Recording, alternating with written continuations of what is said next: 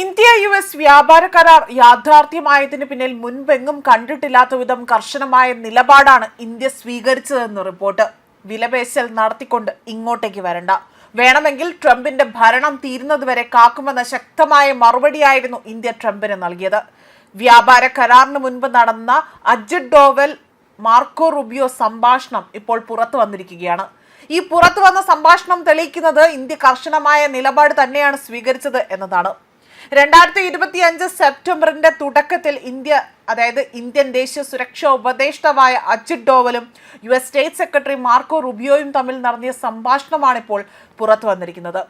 India ഒരു ഭീഷണിക്കും വഴങ്ങില്ല എന്ന് Ajith Doval Marco റുബിയോയുമായി നടത്തിയ കൂടിക്കാഴ്ചയിൽ വ്യക്തമായി തന്നെ എടുത്തു പറയുന്നുണ്ട്.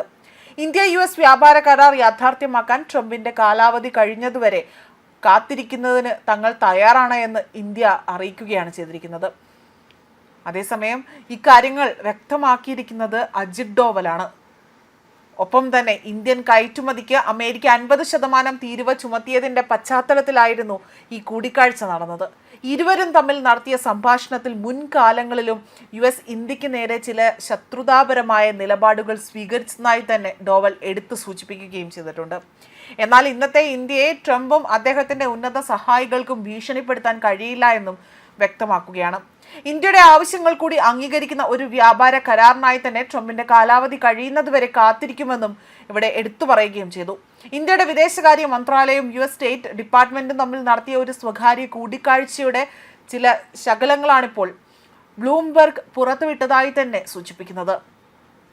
അതേസമയം ട്രംപ് ഭരണകൂടത്തിലെ പല ഉന്നതരും ഇന്ത്യക്കെതിരെ പരസ്യമായ വിമർശനങ്ങൾ നടത്തിയ പശ്ചാത്തലത്തിലായിരുന്നു ഡോവൽ കടുത്ത വാക്കുകൾ പ്രയോഗിച്ചിരിക്കുന്നത്.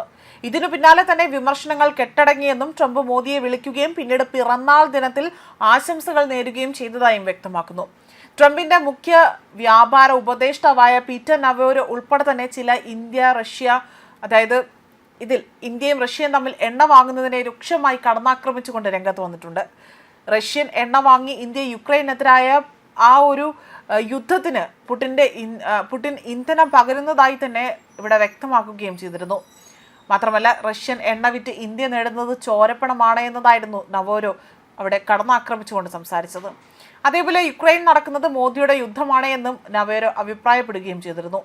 വാക്കുകൾ അവിടെ അതിരുവിടുകയായും ചെയ്തതായും ഡോവലും റുബിയോയോട് പറഞ്ഞതായി തന്നെ റിപ്പോർട്ടുകൾ സൂചിപ്പിക്കുന്നു. അതേസമയം ഈ റിപ്പോർട്ടിന്മേൽ US അധികൃതരോ അല്ലെങ്കിൽ കേന്ദ്ര സർക്കാരോ ഇതുവരെ പ്രതികരിച്ചിട്ടില്ല. അതേസമയം ട്രംപ് പ്രഖ്യാപിച്ച ഇന്ത്യ US വ്യാപാര കരാർ ഇന്ത്യയിൽ കേന്ദ്രത്തിനെതിരായ വിമർശനങ്ങൾ വഴിവെച്ചിട്ടുണ്ട്. കരാറിന്റെ വിശദാംശങ്ങൾ ഇനിയും വ്യക്തമായില്ല എന്നും കർഷകരുടെ താൽപ്പര്യങ്ങൾ മോദി സർക്കാർ അമേരിക്കയ്ക്ക് മുന്നിൽ അടിയറവ് വെച്ചിട്ടുണ്ട് എന്നതാണ് കോൺഗ്രസ് ഉൾപ്പെടെ വിമർശനം ഉന്നയിക്കുന്നത്. അദാനിക്കെതിരെ അമേരിക്കയിലുള്ള കൈക്കൂലി കേസ് ചൂണ്ടിക്കാണിച്ചും മോദിയുടെ പേര് ഉൾപ്പെടെ തന്നെ പരാമർശിക്കപ്പെട്ട ഈ ഒരു വേദിയിൽ തന്നെയാണ് ചില റിപ്പോർട്ടുകൾ പറഞ്ഞതായി തന്നെ ഭീഷണികൾ ഉയർന്നതായി തന്നെ വ്യക്തമാക്കുന്നത്.